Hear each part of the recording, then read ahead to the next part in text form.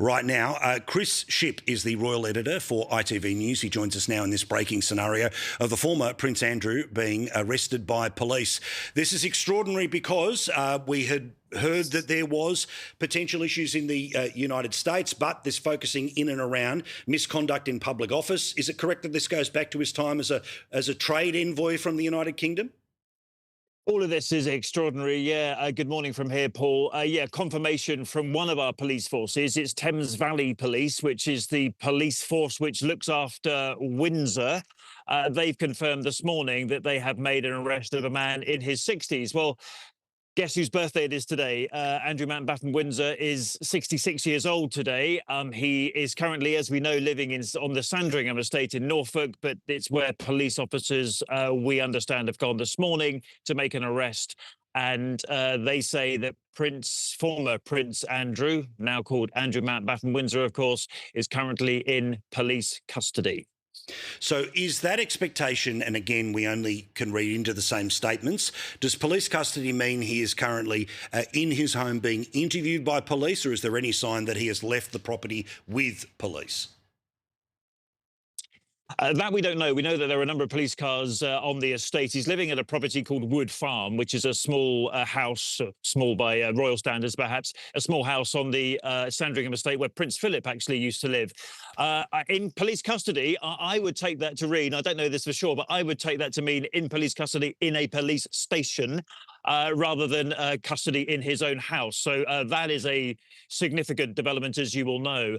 And he's been arrested on suspicion of misconduct in public office. What does that mean? Well, we had previously in these files from the Epstein documents some emails which appeared to suggest that when he was a trade envoy for the UK government, which dates back to the early part of this century, that some of those documents were allegedly being shared with Jeffrey Epstein, confidential documents, and that's what Thames Valley Police were looking into.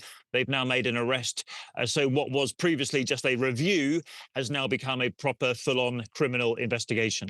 Yeah, Chris, I'm looking at some news agencies out of the United Kingdom who at times in some of their blogs are saying they are pausing their coverage in this moment because of the statement that came out from those local police. Obviously, we're having a conversation on the other side of the world. Are you getting a sense that until there is the next statement from police, we're not going to know an awful lot more?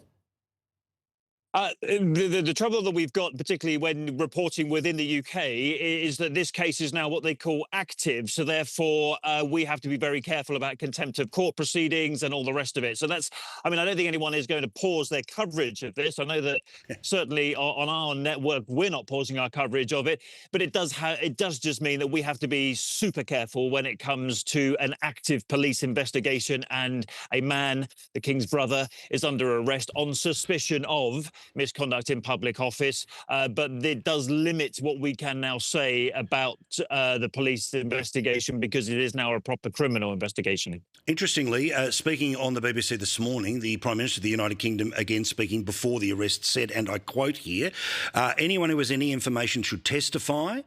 So whether it's Andrew or anybody else, anybody has got relevant information should come forward, whether the relevant body is, in this particular case, we are talking about Epstein, but there are plenty of other cases. Quote, anybody who has got information relating to this aspect of violence against women, he again continues on here, and girls has a view and a duty to come forward.